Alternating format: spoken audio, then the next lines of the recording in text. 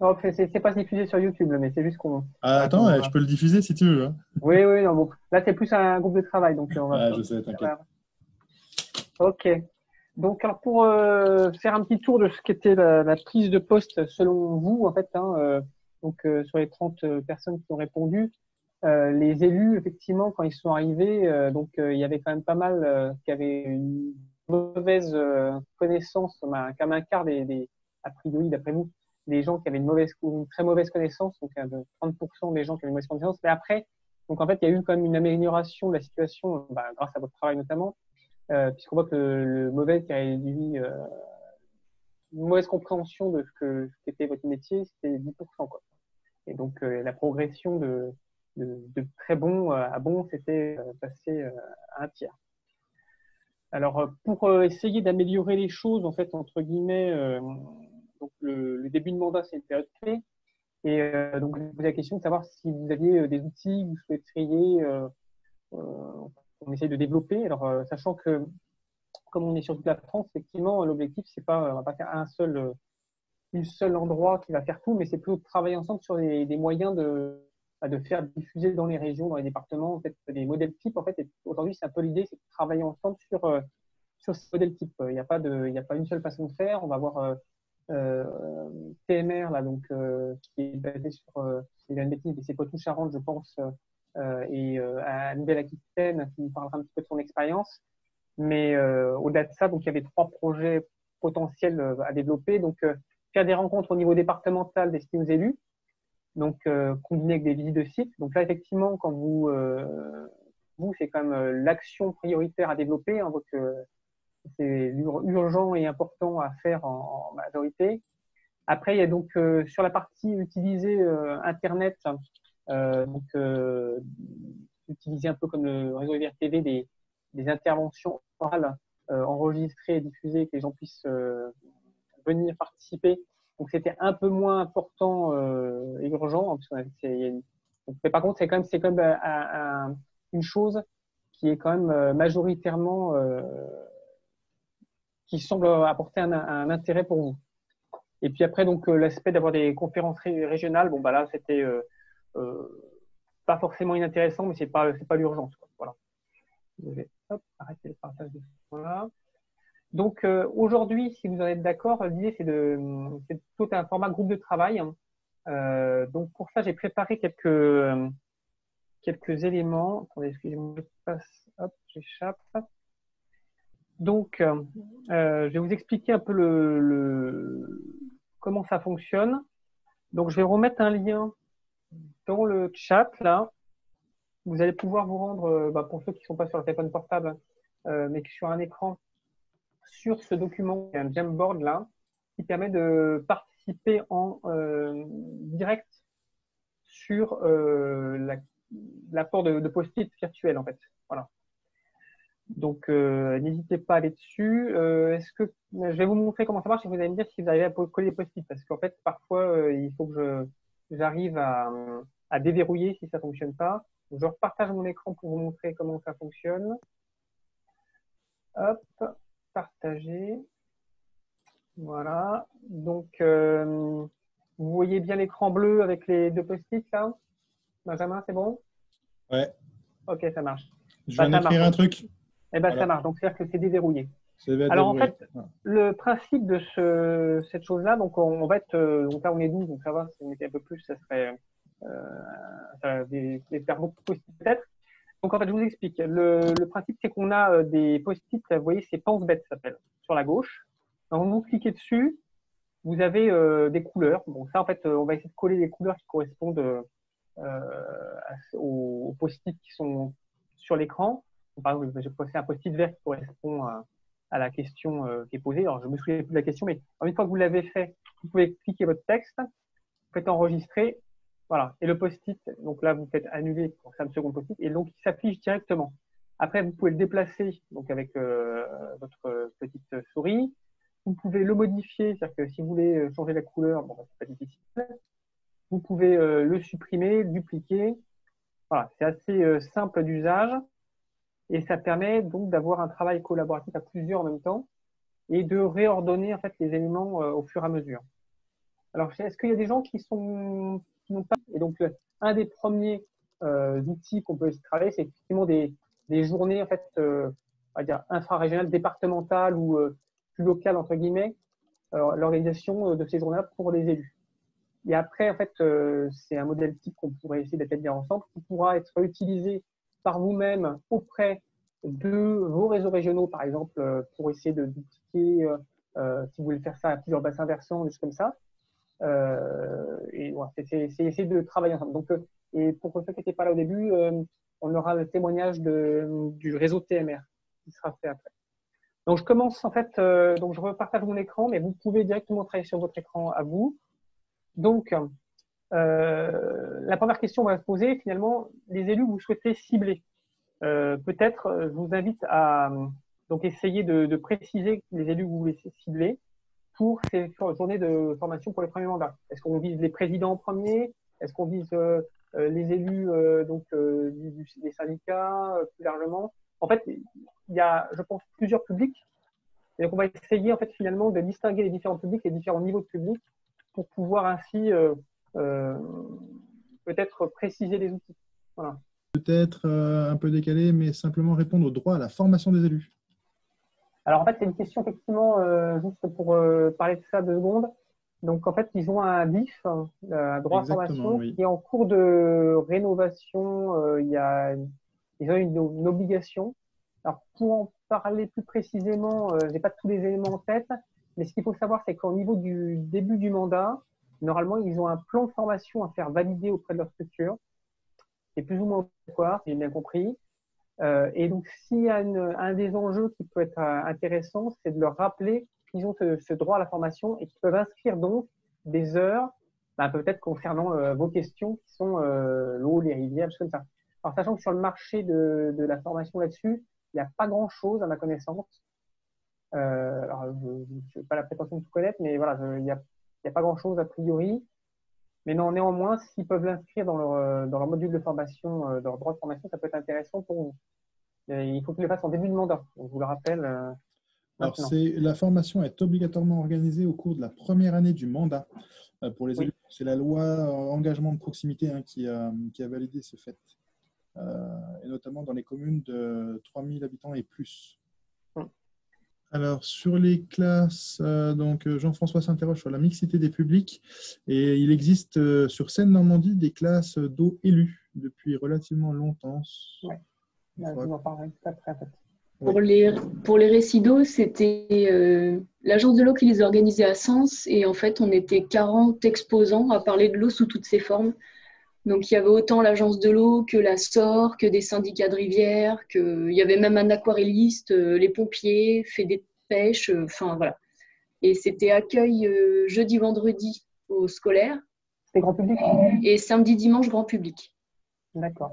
Donc, c'était plutôt, je le mets plutôt avec grand public alors. C'est un exemple de truc grand public. Il y avait les élus qui venaient pour la journée d'inauguration. Parce qu'il y avait un parrain aussi. Donc, voilà. Type d'échange, questionner les élus sur les idées reçues. Ok, donc ça, on va peut-être dans le côté, effectivement, comment organiser une journée théorie et pratique. Quiz en parallèle avec les groupes de travail, présentation. Ok, ça c'est une méthode, c'est bien. Présentation, tâches et applications, c'est donc ça, c'est avec laquelle je mets en dessous. Tableau de bord interactif et site internet. FDB, c'est quoi ça, FDB? FDB et inviter à suivre des actions dès le début du mandat. C'est quoi FDB? Je ne sais pas qui c'est qui a mis ça. Oui, on a le conseil départemental de la Nièvre qui a déjà engagé des tables rondes sur le changement climatique. Pourquoi pas réaliser la même chose sur la thématique de l'eau? Alors, oui, c'est avec c'est Facebook. FDB, c'est Facebook. Ah, Facebook. Voilà, sur site internet, Facebook, réseaux sociaux, je pense, tout ça. Enfin.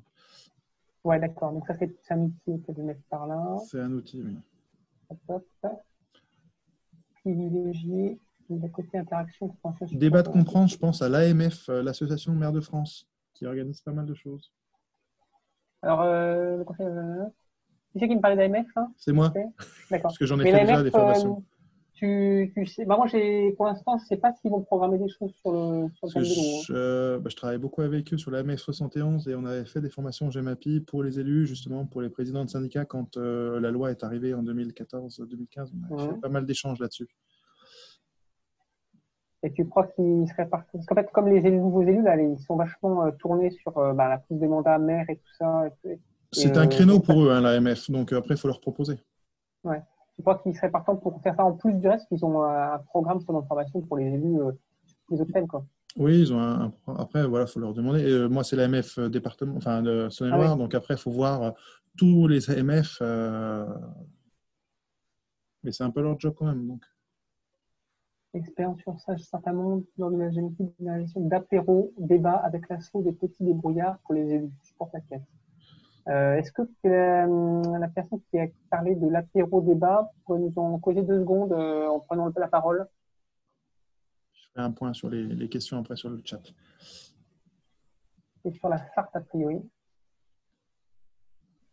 Oui, c'est avec le Banque du Sage, certainement. En fait, on avait, dans le cadre de la GEMAPI, on avait fait appel à l'association des petits débrouillards. Donc, en fait, l'idée, c'était de les sortir un peu de leur de l'aspect réunionique et choses comme ça. Et donc, c'était des réunions qu'on faisait dans des bars, en fait, on leur offrait un petit coup à la fin, mais c'était tout ça dans un aspect très ludique avec la création de maquettes pour qu'ils identifient, eux, les enjeux en fait, de leur territoire et qu'ils fassent le lien après, qu'ils fassent le lien avec la GEMAPI.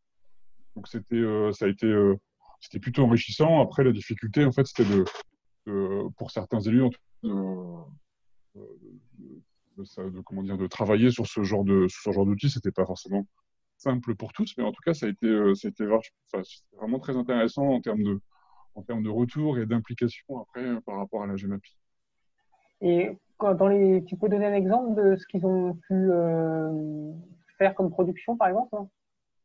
Et ben en fait, on leur faisait. Là, l'idée, c'était qu'ils avaient, donc avec des jeux d'enfants, quoi, hein, c'était de créer une maquette de leur territoire, en fait.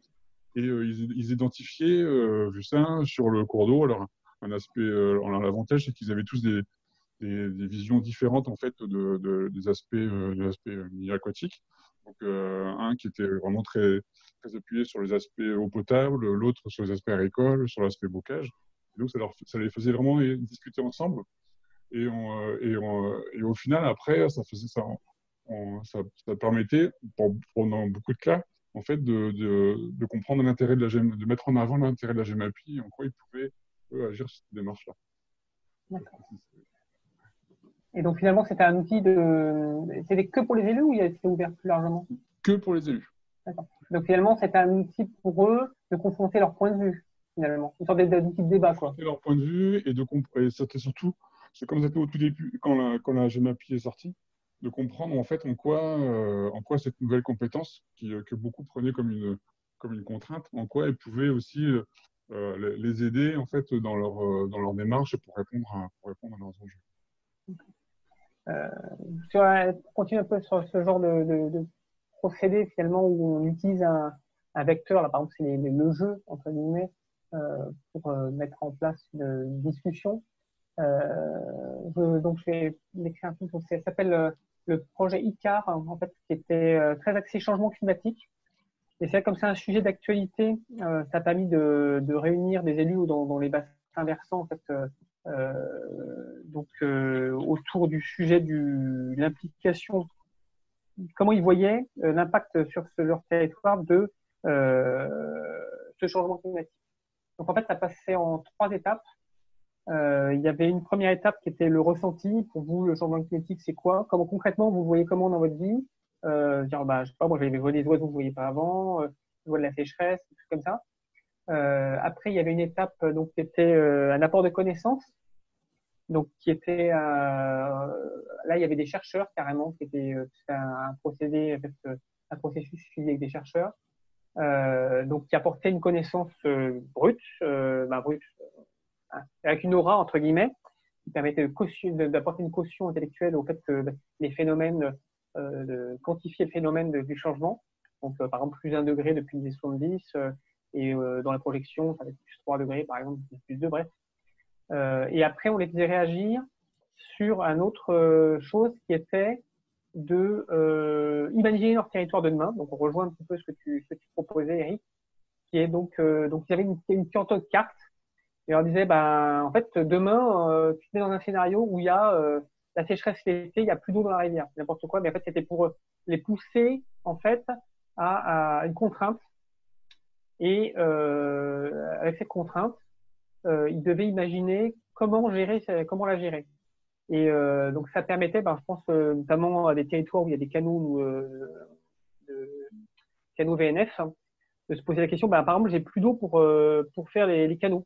Qu'est-ce que je fais?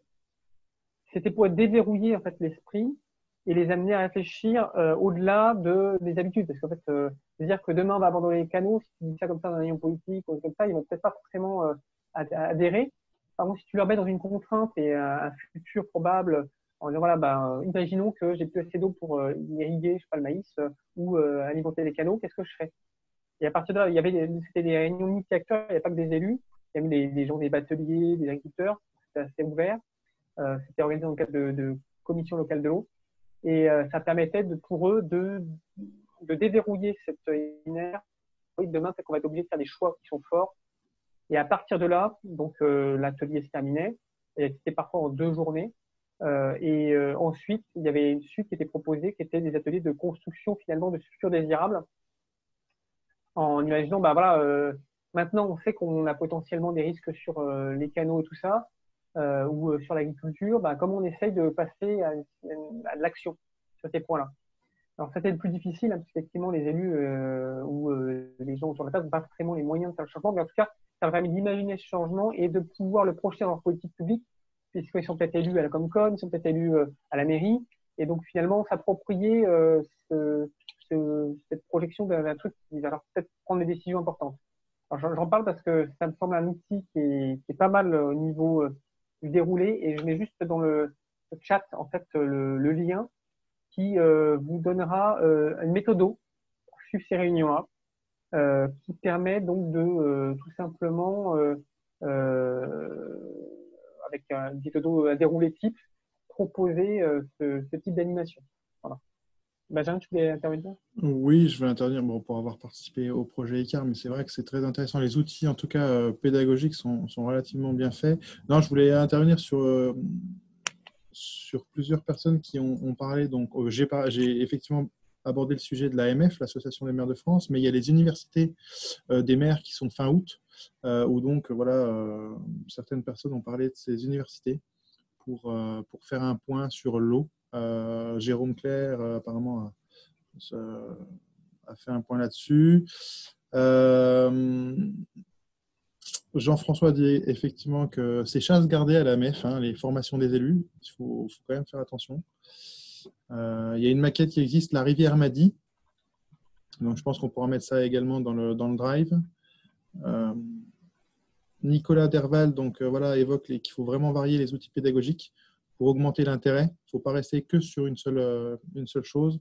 Des présentations simples et courtes pour les bases et des visites sur site après, plus les ateliers, des ateliers collaboratifs comme on l'évoquait. Et après, des petits jeux, effectivement, Jérôme Clair parle de petits jeux de cartes sur le enfin de petits jeux sur une carte du territoire. Ça marche bien pour lancer l'échange.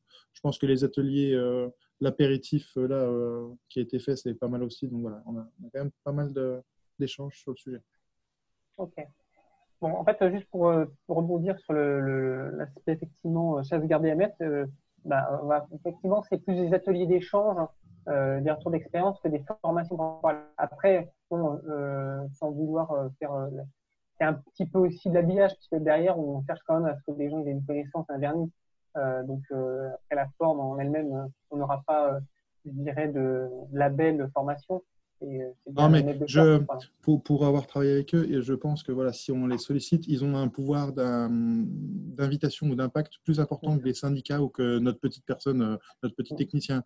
Quand on passe par l'AMF, ils ont bien plus d'élus en retour sur leurs réunions que si nous, on invitait. C'est plus dans ce sens-là. Donc, je pense qu'il faut vraiment les associer parfois parce que si l'objectif visé est d'avoir vraiment beaucoup d'élus autour de la table, etc., je pense que c'est quand même incontournable. Ça, il y a deux publics. Il y a moi, c'est comme ça que je vois les choses. Après, je me trompe peut-être. Hein. Il y a l'aspect, effectivement, si on veut toucher l'ensemble des élus, maires et PCI, et donc plus large que dans les syndicats, en fait, entre guillemets. Là, je pense que l'AMF est indispensable puisqu'ils ont, comme tu dis, un pouvoir finalement de recrutement et attraction qui est important. Après, si on est dans une section un peu plus spécialisée sur un retour d'expérience entre les syndicats, voilà, c'est peut-être pas forcément par l'AMF qu'on va organiser ça. Je ne sais pas si vous en pensez, mais ok. Donc je passe à la diapo suivante, qui était là c'est la provocation en fait. C'est-à-dire on va essayer de la position grosso modo.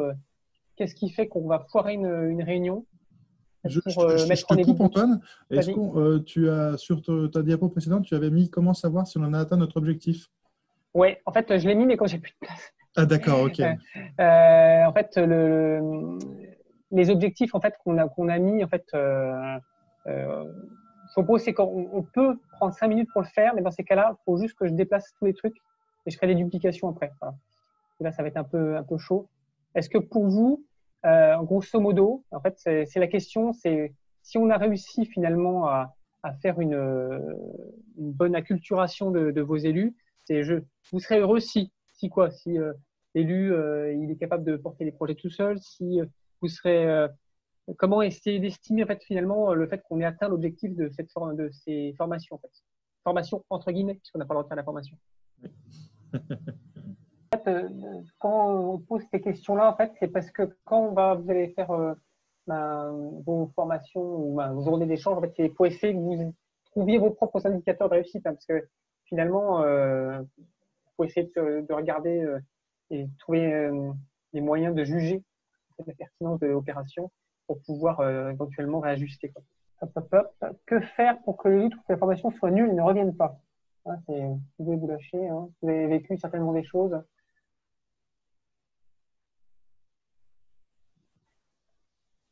Elle est pas mal cette question. Ah, mais ça permet finalement quand vous interrogez des gens, vous dites qu'est-ce que vous voulez vraiment pas voir. Et ça permet de voir ce qu'il ne faut pas rater, quoi. Je suis élu et je me pose quelles questions? J'ai quel besoin à remplir par une formation? Là, c'est l'a priori, puisqu'on n'est pas élu, mais essayez de vous mettre dans la peau de l'élu, en fait, grosso modo.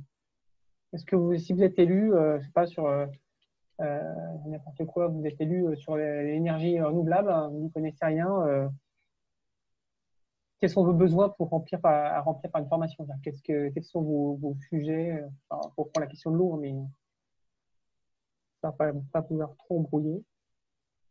Les questions des financements réglementaires, ok. Donc la dernière diapo suivante, c'est en fait comment vous allez pouvoir intervenir en tant que chargé de mission technicien pour que la formation toujours avec des guillemets, hein, grosso modo, c'est quelle implication, comment vous devez vous impliquer finalement pour réussir à augmenter le niveau de connaissance de vos élus. Ça peut être des trucs très pratiques. Hein, Ce qui peut être intéressant, justement, c'est de faire des sondages avant-après. On parlait tout à l'heure de l'image qui pourrait être un support de communication. Par exemple, tu peux arriver sur un chantier en disant, bon, bah voilà, pour vous, qu'est-ce que vous voyez? C'est quoi les enjeux ici? Alors, ça peut être un endroit où il y a des travaux ou pas de travaux, mais discuter finalement sur le visuel et après, effectivement, la partie exposée, connaissance, de redemander leur évolution du sentiment par rapport à, pour vous, ça peut être une question générale, pour vous, est-ce que cette rivière est en bon état? Donc, tu arrives sur le chantier, avant chantier, et après, tu expliques et tu leur poses la question, voir s'ils ont évolué dans leur façon de voir. Quand tu as un groupe, c'est intéressant parce que ça permet effectivement de voir si le groupe a progressé globalement. C'est pas individuel, la progression n'est pas individuelle, mais globale. Moi, j'ai déjà fait ça sur les questions de changement climatique. On demandait à des gens de se situer, par exemple, pour vous, le changement climatique, c'est angoissant, ça fait peur, c'est plutôt motivant, je sais pas, des questions sur les sentiments. Et à la fin, on leur faisait un exposé, tout ça. Et à la fin, on leur demandait est-ce qu'ils avaient évolué par rapport à ce sentiment-là. Et ça permettait de voir la progression. Est-ce qu'ils avaient finalement, sur le thème sensible ou le thème de connaissance, évolué. L'intérêt de connaître leurs enjeux, leur vision du truc, c'est ils vont se dire bon, moi, ce qui m'intéresse, c'est les innovations. et de pouvoir rentrer par ce biais-là pour les ouvrir sur d'autres choses, quoi. C'est sur la question de l'approche sensible et de travailler sur leurs besoins. Et une fois on a assouli répondu à leurs besoins, on peut essayer d'apporter nos éléments. Parce qu'en fait, si on passe pas par cette phase-là, ça fait un peu donneur de leçons, puis finalement, ils vont pas avoir répondu à leurs attentes qui peuvent être vis-à-vis des habitants. Ils ont besoin de pouvoir, par exemple, les rassurer sur la question des inondations. Donc, si on répond pas à cet attentat, ils ne pourront pas être ouverts à d'autres questions après, quoi. Donc après, donc formation courte mais continue. Donc et des outils. Donc c'était donc terrain, maquette, quiz, sondage. Donc c'est des outils effectivement en cadre de réunion. Donc dans les quiz et sondages, donc il y a des outils qui existent, qui peuvent être gratuits ou payants, qui peuvent être de faire des sondages par exemple avec des téléphones dans une réunion. Là-dessus, là, j'ai pas les noms sous la main, mais je sais que Lara va en utiliser bientôt pour faire des petits sondages. Il y a des trucs qui s'appellent Klaxoon, mais c'est payant, qui permettent de faire des sondages en direct. C'est Klaxoon. Et ça permet, donc, dans un cadre d'un séminaire, de partager des résultats en direct, par exemple. Allez, on passe à la diaporama suivant. Hop. Quizbox, outil payant aussi. Alors là, c'est plus, en fait, évaluer les contraintes finalement que vous avez pour faire ces journées d'échange ou ces formations. Parce qu'en fait là-dessus, en fait, c'est pour l'organisation après en tant que réseau en fait de l'accompagnement finalement aux chargés de mission aux techniciens rivières et comment finalement on peut être en appui de vos besoins.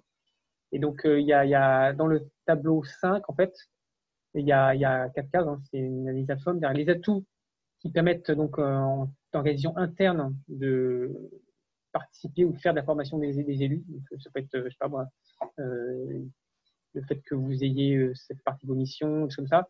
Les facteurs externes qui seraient à participer à la formation des élus, ben, c'est le fait que il y a un enjeu, par exemple, c'est que s'ils ne sont pas formés, ça ne va pas le faire, mais surtout, par exemple, il y a peut-être une question, il y a eu des inondations ou le changement climatique qui permettent finalement d'entrer via ce biais pour les aider à former. Ça peut être aussi le fait que vous ayez une compétence, des choses comme ça.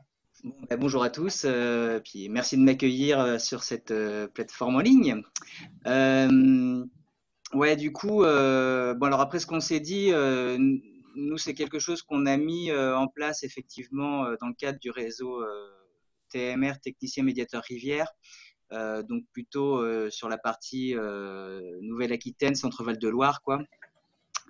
Bon, c'est pas forcément l'unique réponse, hein, parce que justement, au contraire, je pense que la diversité, c'est comme les biodiversités, hein, ça se travaille et il y a du bon partout. Mais on a essayé pas mal de trucs en fait, parce qu'on s'est rendu compte à une époque que les techniciens devenaient super techniques et que les élus on les perdait en fait au fur et à mesure. Et on s'est dit, mais il faut quand même qu'on arrive à rattraper un peu la marche, surtout dans l'idée d'investir les élus, quoi. Donc, on a essayé plusieurs formules, des réunions en amont de comités syndicaux, des demi-journées, des journées complètes. Alors, il y avait des réticences, ça demande quand même un investissement en termes de temps des élus. Mais en fait, finalement, c'est maintenant quasiment le format qu'on emploie le plus souvent, parce que il y a des choses à dire et c'est celui qui permet aussi de laisser du temps aux élus pour s'exprimer et puis du coup s'approprier aussi le débat, quoi. Donc, on a commencé sur le bassin de Vienne effectivement ce dispositif-là à la demande de l'EPTB Vienne en fait qui souhaitait à l'époque former les élus dans les territoires vierges en fait. Forcément de structures porteuses. C'est en 2011 le premier marché. On a eu un deuxième en 2015. On a commencé à réfléchir à ça et depuis on a fait à peu près 70 sessions qu'on a entre guillemets réadaptées pour l'ensemble du réseau TMR. Donc bon, la particularité effectivement c'est que moi j'interviens comme étant intervenant extérieur alors c'est pas toujours moi qui ai animé la réunion, hein, il y a eu aussi d'autres structures associatives du même réseau que le mien, c'est-à-dire des CPIE. Voilà, et puis les mobilisations, bah, c'est un peu variable, mais on est toujours autour d'un noyau de 30 à peu près. Et on a eu des records à pas loin de 70 élus. Bon, là, ça devient un petit peu compliqué dans comment dire, dans la participation, quoi. Enfin, après, il faut s'organiser avec des roulements avec le technicien rivière en l'occurrence, quoi.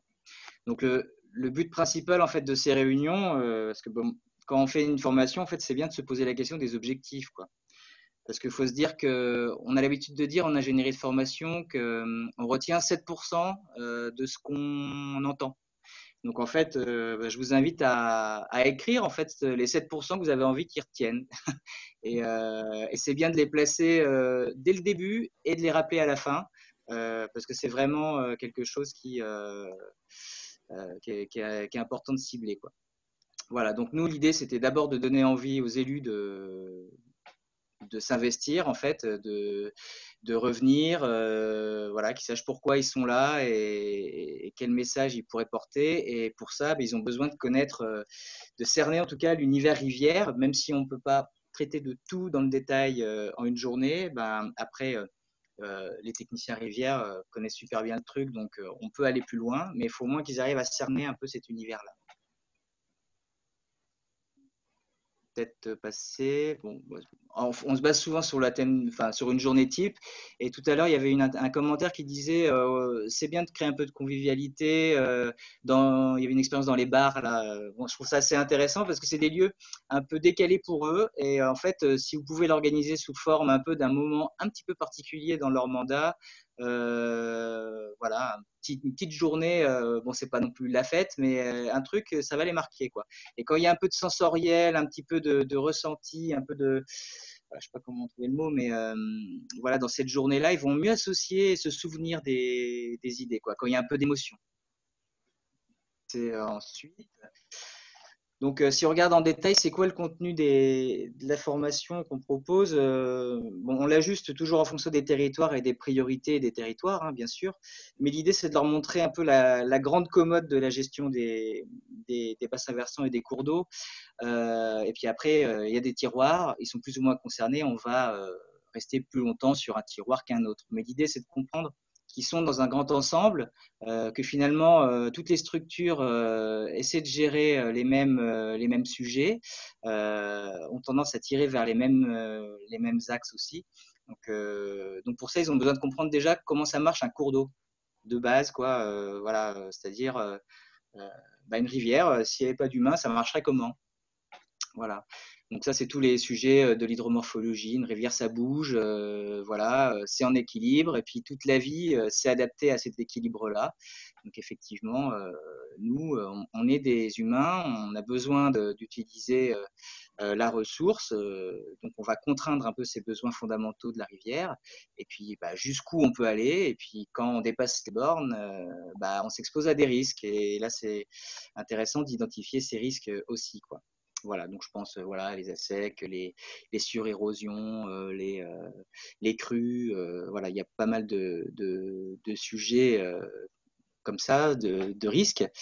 Donc c'est intéressant en ce moment de faire un point sur les services écosystémiques parce qu'en fait, c'est pas toujours gagné de comprendre que la nature, en fait, nous fournit gratuitement du boulot. Et voilà. S'il n'y avait pas ça, il faudrait le payer par de l'ingénierie coûteuse en temps et en argent, stations d'épuration, de dépotabilisation, etc., etc. Vous me dites hein, si non, c'est bon. Ok. Et puis, on peut comprendre effectivement ce qui se fait en matière de préservation et de restauration. Ça veut dire que quand on s'expose à des risques, tout n'est pas foutu, il y a des choses à faire. Il y a un éventail de solutions.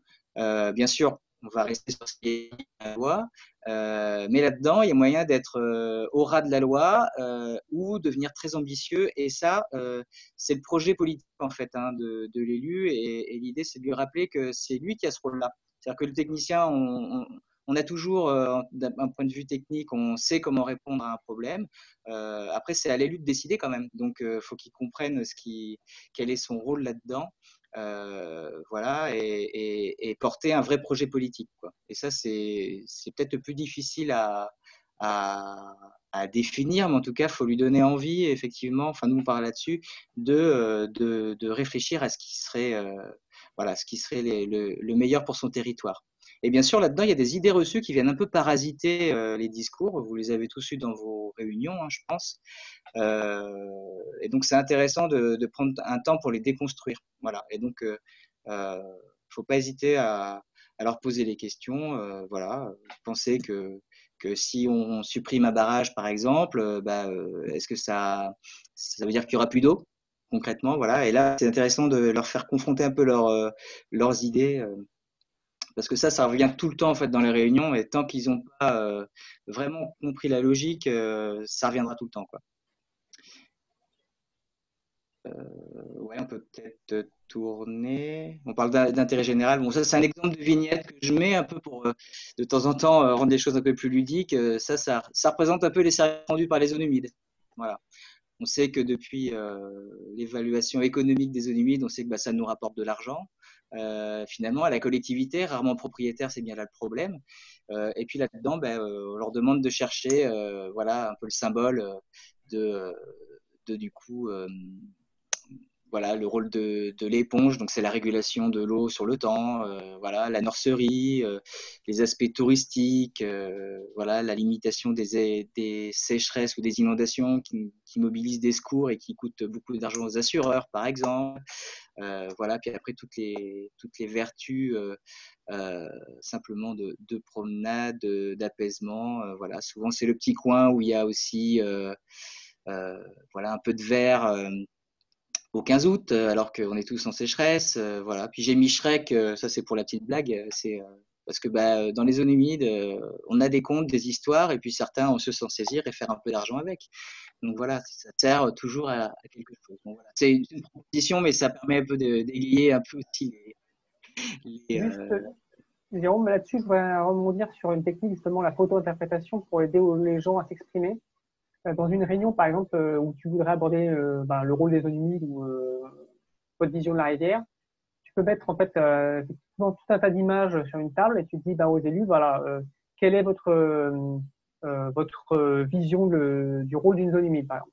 Il y a plein d'images qui sont plus ou moins en rapport avec le sujet, hein, et les gens donc, ils vont venir choisir une image, tu leur demandes après s'exprimer. Alors, quand un groupe de 50 personnes, c'est pas faisable, et sur un petit groupe, c'est plus faisable, mais tu dis, voilà, vous avez choisi cette image, pourquoi?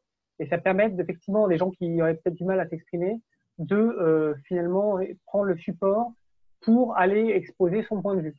Voilà, c'est une technique qui permet de faciliter la prise de parole et peut-être parler de choses qui sont pas toujours voilà, faciles à dire ou évidentes à exprimer. Ouais, c'est ça. C'est un peu le principe, effectivement. Puis ça permet aussi de renverser un peu la parole pour que ce soit pas toujours, par exemple dans mon cas, moi qui parle. Ça permet d'aller lever des questions aussi. Quand ils cherchent effectivement, voilà, ça leur permet de donner leur avis. Et en fait, quand on donne son avis, comment dire, on est plus à même aussi d'écouter celui des autres, quoi. Voilà, donc il y a ça aussi qu'il faut. On peut passer, ouais, voilà. Donc, sur la méthode, c'est ça. Hein, c'est faire parler les participants. Ils vont vraiment, comme ça, se sentir impliqués dans la réunion, dans la formation, et mieux verrouiller ce qui se dit, hein, les savoirs. Faut pas essayer d'éluder des questions. Hein, il n'y a pas de tabou. Toutes les questions sont bonnes, et puis il n'y a pas de questions bêtes. Voilà, ça faut leur dire aussi, parce que y a des élus qui étaient déjà là dans le mandat d'avant, donc ils connaissent les choses un peu. Certains qui étaient bien impliqués ou qui sont impliqués dans leur vie, donc ils connaissent les choses. Et puis il y en a d'autres qui sont assistants maternels et qui débarquent à la rivière. On ne sait pas trop comment, mais comme ça, voilà. Et donc eux, ils vont se sentir en retrait. Il faut aller les chercher, quoi. Parce qu'en fait, on a besoin de tous les élus après sur le territoire pour défendre l'eau dans un budget communautaire, par exemple. Ou voilà, il y a des enjeux. Donc, l'idée, c'est d'adapter son langage aussi. Donc, c'est vrai que si on peut rayer à peu près tous les acronymes, ce serait super. et puis parler le plus simplement possible. Voilà, moi, même le thème hydromorphologie, je le dis quasiment pas, hein. On parle de, voilà, de comment, comment que la rivière ça bouge. Voilà. Il y a une réglementation. Souvent, on a un biais. On part souvent de la réglementation pour motiver l'action. Alors, c'est une manière de voir les choses. Nous, on a remarqué quand même que ça parasitait quand même finalement le fond de l'action, quoi, le pourquoi on fait les choses en fait. Et donc, la réglementation, c'est plutôt un outil qui vient pour nous aider plutôt que comme une contrainte en fait. Donc, la réglementation, en fait, elle demande le minimum en fait à l'ensemble des gens. On peut aller au-delà, mais ça, c'est le projet politique. Il faut s'ajuster. Excuse-moi, Jérôme, je t'interviens parce qu'il y a Mathias qui demandait si c'était possible d'avoir la biblio sur les services rendus des zones humides. J'ai oublié de t'intervenir parce que j'étais occupé, mais tu as parlé tout à l'heure des services rendus des zones humides, notamment financiers, etc. Il y avait un rapport. Est-ce qu'on pourra le mettre sur le drive? Oui, on peut mettre même le même le diaporama sera fourni, mais est-ce que tu pourras fournir justement ce système-là? Ouais. Merci. Ouais, bien sûr. Et puis, nous, c'est vrai que la journée, c'est une recette que vous connaissez sûrement, hein. On fait une partie en salle, une partie sur le terrain. La théorie en salle plutôt le matin parce que là les esprits sont frais, voilà. Et puis sur le terrain, faut pas que ça se transforme juste en une visite balade, hein. Faut aussi faire la connexion avec les sujets du matin, quoi. Ça permet voilà de verrouiller. On est tous un peu comme Saint Thomas, on croit que ce qu'on voit. Donc quand on a les pieds devant, voilà, c'est plus facile, quoi, après de le verrouiller. Voilà. Il faut pas négliger dans l'avant de la formation, c'est-à-dire la mobilisation. Parce que ça, c'est important pour pas toujours avoir les mêmes élus, ça veut dire les plus volontaires. Faut prendre un temps de mobilisation. Donc, en général, dans le séquençage, on essaie on fixe la date un mois selon, voilà, selon une date qui pourrait correspondre aux élus qu'on veut surtout pas louper. Et puis après, on essaie de greffer tous les autres dessus. Donc un mois, ça permet de mettre dans les agendas. Et puis, en gros, après, on a un petit coupon réponse. Si on n'a pas assez de réponses, on relance, on fait une relance par mail 15 jours avant. Et puis, une semaine avant, si on voit qu'il n'y a pas une grosse mobilisation, il ne faut pas hésiter à prendre une demi-journée ou une journée à passer des coups de téléphone, quoi, pour leur dire que c'est… Justement, ouais, donc Thomas parlait justement de comment fédérer pour que les élus soient présents en nombre et quelles étaient les techniques utilisées, tu en parles. Moi, j'ai une question notamment sur le courrier d'invitation. Qui envoie? Est-ce que c'est important la personne qui écrit le courrier et la relance derrière? Ouais, alors, qui envoie, en général, comme on organise ces sessions plutôt à l'échelle d'une structure, c'est-à-dire d'un syndicat de rivière par exemple, on demande à ce que ce soit le président qui signe le courrier. Parfois, quand il y a 2 ou 3 structures, ce qui arrive hein, quand on est dans le cadre de PCI et qu'on essaie de préserver la notion de bassin versant, on demande à ce que ce soit les 3 ou les 2 ou 3 présidents des structures. Voilà. Ce qui permet de faire… voilà. Et après, tu fais du phoning nécessairement pour avoir la présence de tes 70 élus, par exemple. Ouais, alors pas toujours, parce que là, dans ce cas, là c'est le cas extrême, hein, 70 élus, c'est pas super confortable, hein, même d'ailleurs, hein, c'est un peu trop. Mais oui, pour relancer, si on voit qu'il n'y a pas trop de mobilisation suite à l'invitation au courrier, déjà, il ne faut pas oublier d'en parler en amont, dès que dans les réunions en fait qu'on fait habituellement, en disant tiens, on a prévu au mois de juin, je sais pas quoi, de faire une journée un peu forte, c'est intéressant d'être là, donc déjà, il faut en parler un petit peu avant. Puis quand la date est posée, après, voilà. Et effectivement, si une semaine avant, une semaine et demie, on voit que ça n'a pas trop mordu à l'hameçon, voilà, faut se réserver du temps pour passer des coups de fil et leur dire que c'est quand même important de comprendre avant de décider, quoi. Et que c'est pas… Oui, comment tu sais que tu as, suite à ton courrier d'invitation ou tes mails, est-ce que tu demandes forcément un retour et que tu Ouais, comptabilises ces retours et si tu n'en as pas, à ce moment-là, tu relances soit ouais. par mail, soit par texto ou par téléphone. Le président, est-ce qu'il est présent, lui, lors du rassemblement? Oui, l'idée c'est de pouvoir le Donc, est-ce que tu aussi. cales avec lui la date ou est-ce que justement, est-ce que c'est un courrier puisque c'est le président qui convoque? Et du coup, est-ce Ouais. que vous voyez avec le président de la structure pour caler la date avec lui avant? Oui, alors la date, le choix de la date, en fait, ça se fait par rapport à la capacité de mobilisation, quoi. C'est-à-dire qu'il y a des dates qui vont être peut-être plus favorables que d'autres. Donc ça, effectivement, euh, soit le technicien Rivière avec le président savent à peu près, euh, voilà, c'est identifier ces moments-là. Ça se fait aussi parce que aussi il y a des élus qu'on veut pas louper. Donc certains, il y a des élus qui sont tracteurs et qui tirent les remorques.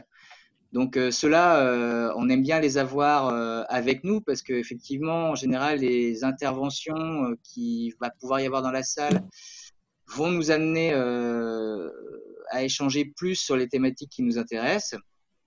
Pour autant, il y a aussi des élus qui, vous les avez tous aussi, j'imagine, dans vos structures, qui parfois font traîner des projets ou voilà, sont opposés à certaines euh, décisions. Bon, après, c'est leur droit, mais on a besoin de les faire venir aussi pour confronter leur position, peut-être éventuellement les faire bouger de ligne, pourquoi pas.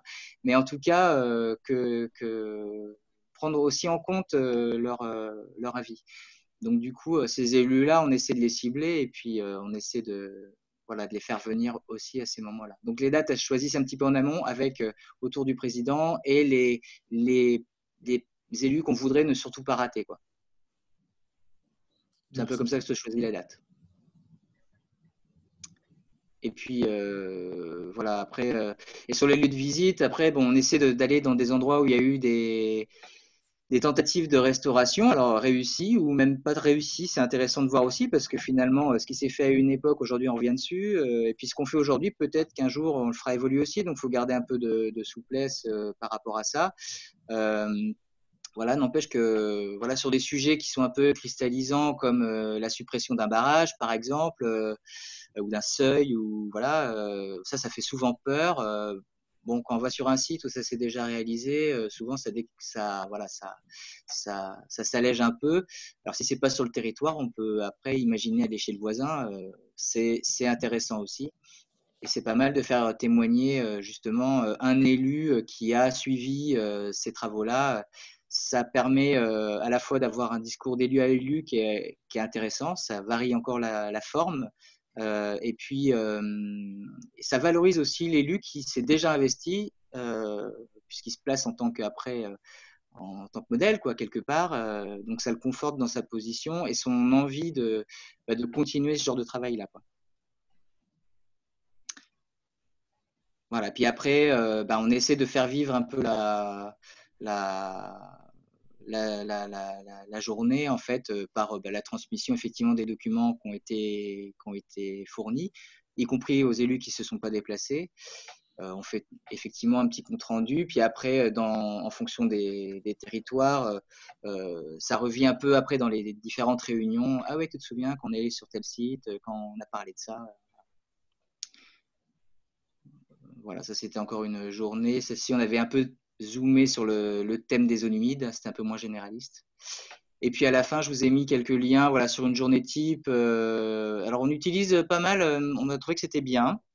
L'animation qui avait été faite par l'agence de l'eau Seine-Normandie sur l'hydromorphologie, elle brossait pas mal de thématiques. Il y a bon, quelques petites lacunes, mais pas grand-chose.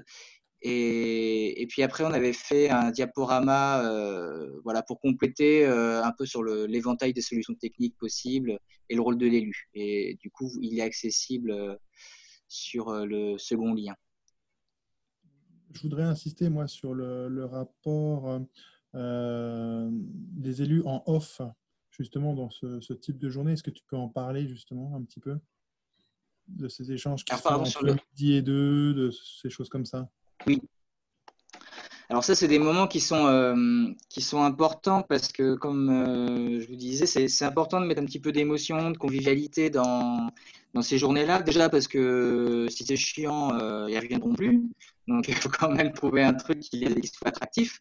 Donc, il ne faut pas négliger le petit café d'accueil le matin. Ça permet déjà de parler de tous les sujets qui leur paraissent importants avant la réunion parce que des fois, ça revient dedans et on est un peu coincé. Puis après, à midi, le temps du repas, il est pas à négliger parce que justement, ceux qui n'ont pas pris la parole, parce qu'on n'a pas réussi à créer l'espace qu'il fallait pour qu'ils se mettent dedans, là, ils vont venir voir en off, soit les techniciens, soit d'autres élus. Pour parler de ces sujets. Et souvent, c'est plus localisé. Là, pour le coup, ils vont partager moi, mon problème, c'est là, quoi. Moi, j'ai ça avec ça. J'ai le riverain, là, il comprend rien. Du coup, je peux pas lui faire entendre. Et donc, on vient à parler plus de cas particuliers à ces moments off, là. Donc, ça a son intérêt. Je rajouterais même pour les personnes qui ne sont pas intervenues, justement, où on n'a pas réussi à ce qu'ils s'expriment durant ces journées. Justement, je pense que le rôle des techniciens, c'est d'aller les voir dans les off, justement, pour recueillir également leur avis et justement un peu débrider ces réunions-là. Oui, c'est vrai. Je suis d'accord. Parce qu'il ne faut pas louper les élus. Je pense qu'il faut vraiment les intégrer dans l'intégralité. Effectivement, s'ils viennent à ces réunions, quand on a 70, tous ne peuvent pas s'exprimer, mais je pense que le lien, il se fait aussi justement parce qu'on ne l'a pas oublié. Parce qu'on ne l'a pas oublié dans le off et qu'on est allé les voir justement dans le off pour savoir ce qu'il en a pensé, pour voir un petit peu son regard sur son territoire, etc. Je pense que c'est là où on peut faire la différence parfois. Ouais. Ouais, tout à fait. Si certaines veulent intervenir sur le chat, donc on a Jean-François qui dit café, repas et boissons, c'est vraiment indispensable. Point d'interrogation. Alors, moi, je dirais que pour que ce soit sympa, marquant, et puis en fait, tu sais, mine de rien, il y a des gens, s'il y a le resto, tu sais, ils vont venir. Hein. Ça permet d'en attraper plus. Hein. Mais Effectivement. Je peux prendre la parole, Benjamin? Vas-y, Jean-François, je t'en prie. Oui, non, mais pour faire pas mal enfin, pour en avoir fait quelques-unes, effectivement, avec les élus, moi, je te rejoins parfaitement, Benjamin, sur cette idée d'aller chercher en off les timides, les introvertis, ceux qui n'ont pas osé parce qu'ils se retrouvent malgré tout, quelquefois, ils ont des statuts et des capacités, je dirais, oratoires, hein, qui sont variables. Et puis, tout simplement, quelquefois, voilà, une vraie timidité, même si c'est des élus. Effectivement, c'est très important d'aller faire ce petit travail là c'est de la dentelle, hein. Moi je te rejoins complètement, Benjamin, mais c'est super important. Et en fait, pour au-delà de cette remarque qui a déjà été faite, c'est-à-dire aussi que le format, et là je vous rejoins, le format est super important parce que on s'est rendu compte, nous, on préférait des formats peut-être, alors tout dépend des collectivités, des territoires, mais un petit peu plus intimistes, où on arrivait à travers des groupes de 10, 15 élus à trouver justement cette possibilité en off d'aller vers ceux qu'on n'avait pas pu directement entendre, avec qui on n'avait pas pu échanger, et que si effectivement on passait sur des formats plus conséquents, on était dans un autre objectif, on était dans d'autres finalités, ça a du sens, mais que par rapport à un travail des fois un petit peu plus fin, c'était beaucoup moins évident, quoi. Voilà, donc ça rejoint, c'est juste pour appuyer des remarques déjà faites, hein. Ça rejoint parfaitement. Voilà. après, là, les 70 dont on parle, c'est le record absolu. Hein. Et comme je disais, c'est pas très confortable. On a dû diviser le groupe en deux. Enfin bon, c'était faire des allers-retours. On est plutôt de l'ordre de 30. Là, ça marche bien. On est suffisamment pour lancer une dynamique. Voilà, autour de 30, c'est pas mal. Ok. Merci. S'il y a d'autres beaucoup. interventions, n'hésitez pas. Je vais juste parler 2 secondes de ce que j'ai mis sur le drive. Alors, j'essaie de partager. Il sera donc complété, c'est l'objectif. Donc, dans le Drive, autre truc qui nous concerne.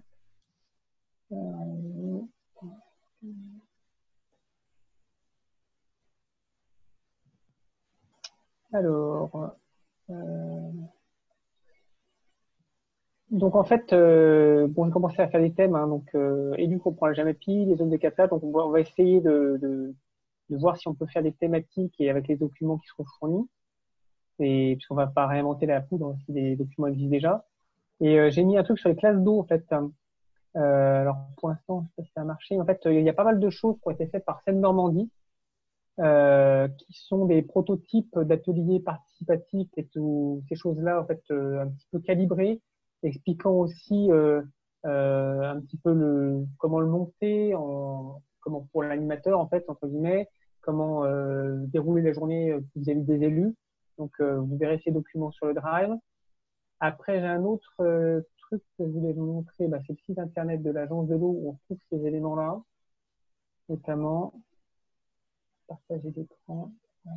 Hop, hop. Donc l'agence Seine-Normandie, ils ont un truc qui s'appelle classe d'eau en fait, donc c'est classe d'eau élue. Donc sur Seine-Normandie, il y a un truc qui s'appelle vous mettrez le lien au Seine-Normandie, enseignant, formateur, classe d'eau adulte. Voilà, tapez classe d'eau adulte et donc là vous trouverez tout un ensemble de choses adultes, agriculteurs, adultes, élus, agriculteurs, entreprises, et avec un nombre de références de documentation derrière qui est assez intéressant, que j'ai notamment pris dans le Drive, qui permet de bâtir ces journées-là. Hop, alors, ça. Et alors, pour finir, parce qu'il est déjà midi, j'ai juste montrer un truc encore. Question, action, hop, hop. Je retourne sur le Jamboard, en fait, et montrer, en fait, quelques questions. En fait, il y a eu une formation Office international de l'eau sur la communication, là, donc je ferai la publicité là en juillet. Et donc, en fait, évidemment, il parle comment finalement toucher les gens. Donc, on parle de quelle est la vision des gens. Donc, comment faire parler l'élu. En fait, c'est la question, en fait,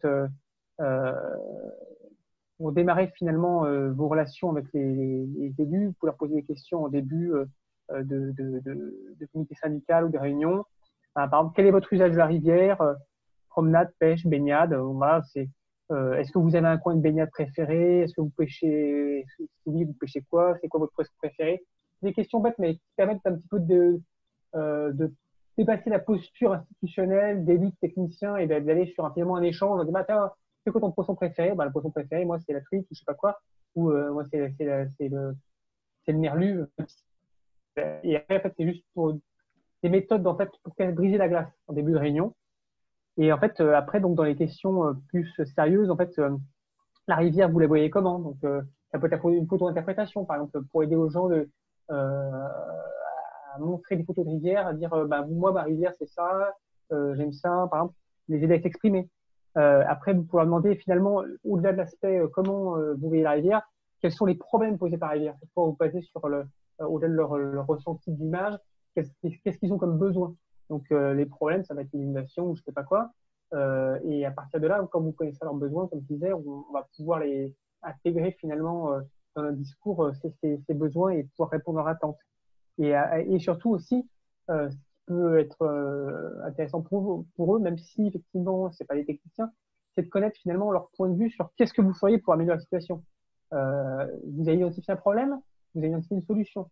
Et si finalement vous pensez une solution qui est complètement différente, bah, si vous n'avez pas discuté auparavant de eux comment ils voient les choses au niveau des solutions, peut-être que vous allez tomber vis-à-vis d'un mur, parce que ça va pas lui parler. Le fait de lui demander finalement son problème et quel type de solution il envisage, ça permet encore une fois d'essayer de briser la glace et de pouvoir entamer une discussion. Voilà. Anne, est-ce que tu pourras repartager avant que les gens nous quittent ou que tu envoies le lien sur le Drive donc à la suite de cette réunion? Parce qu'effectivement, il y a quelques personnes qui nous quittent et qui demandent ce lien pour accéder au Drive. Oui, je le remets de suite. Et donc là juste si vous avez 2 secondes, en fait, encore, je vous propose donc sur le Jamboard, la idée de la fin, peut-être si vous décidez de partager une question en suspens, votre prochain petit pas pour avancer sur ces questions de formation des élus, si vous voulez bien partager ça ensemble. Et je remets pendant ce temps-là le Jamboard, le lien du Le Drive. lien, s'il te plaît, ouais, pour le Drive. Vous Voilà. pouvez allumer vos micros, hein, puisqu'on est arrivé en fin de séance. Je vais mettre fin à l'enregistrement. Jérôme, là, je vous ai mis aussi en commentaire tout à l'heure un lien vers une petite liste d'outils que j'avais essayé de référencer pour justement des formations élus. Alors, il y a des petites vidéos, il y a des choses comme ça qui peuvent être aussi transférées aux élus de manière moins formelle qu'en séance. Hein, mais voilà, donc n'hésitez pas à piocher dedans. Regardez, c'est déjà une sorte de présélection de trucs que j'ai trouvés. Très bien, merci beaucoup. En fait, je mettrai. C'est dans la fin de ton PowerPoint, c'est ça, hein? Non, là, c'est Non, dans les dans le commentaires. Drive, dans le chat. Ah, il faudra que tu me renvoies peut-être par mail parce que là, j'ai pas noté Ouais, mon Drive. ok, pas de problème. Ça marche. Puis tu pourras le mettre sur le Drive, ouais. Ouais. Donc en fait, il y a un truc qui s'appelle les bons tutos de YouTube ou un truc comme ça. Je mettrai là-dessus en fait les liens vidéo. Donc, Et je remets le lien de Jérôme. Voilà. Ok.